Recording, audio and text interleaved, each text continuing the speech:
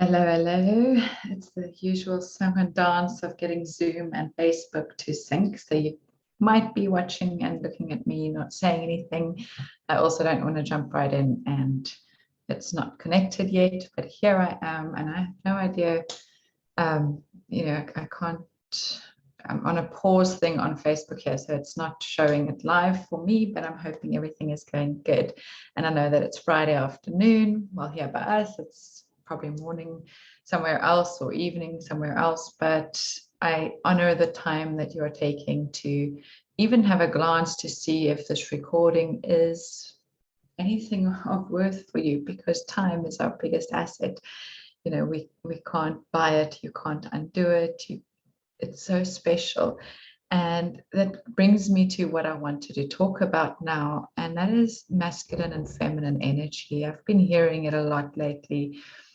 And the gist of it, from what I've gathered, is that we have within us, all of us, this masculine and this feminine energy.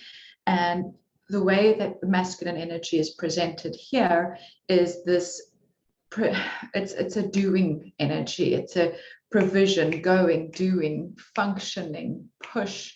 It's this go-getter attitude of an energy. And then the feminine energy, what they talk about, from what I understand, is the receiving, the birthing of new ideas and concepts. It's the ability to open up, to receive, to take, to get, to rest. I think is also, a big part of that, because it's in that resting phase that our bodies can heal, that the cells can rejuvenate, and that they can be sorted out, that our bodies can start digesting the food that it needs. So resting is also active, but it's in a different space. And the reason I was thinking about sharing this is because I find that so many women, myself included, I've had burnout severely, it was horrible, struggle with feminine energy. We struggle with the feminine side of ourselves. And I think that that's a large part of why so many of us feel lost.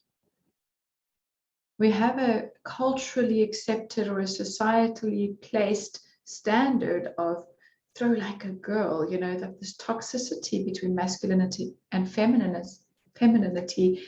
But in an energy sense, we need both to function. We need to sometimes push through. It's not just about sitting back and waiting for things to happen.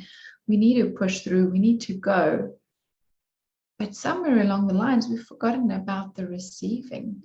And I work with a lot of women who give so much to their families, who give so much at work, who give so much to their clients, and they don't receive.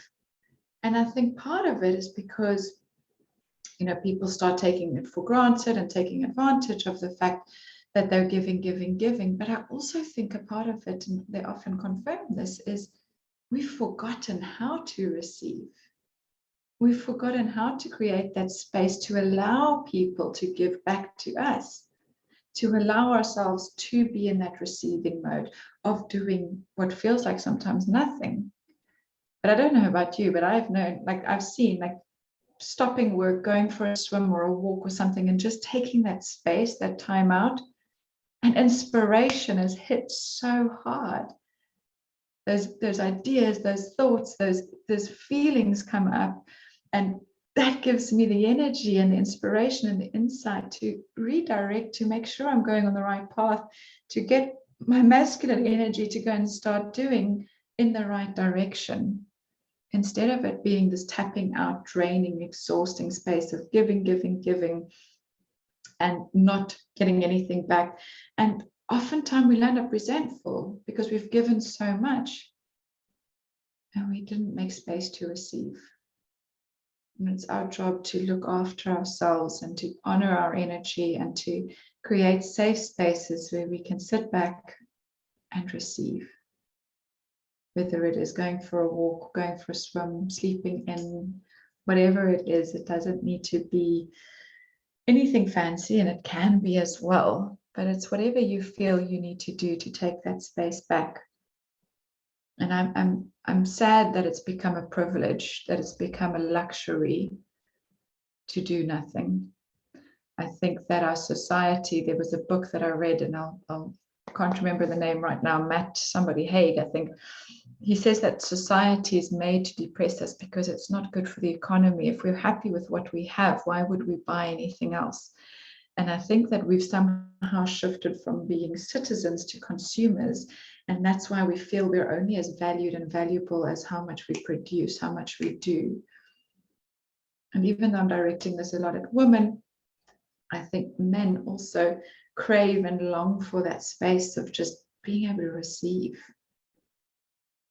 And it's an important part of my process, is realizing that there's time for masculine push, but there's also time for pulling back, rejuvenating, restoring, resting, and receiving.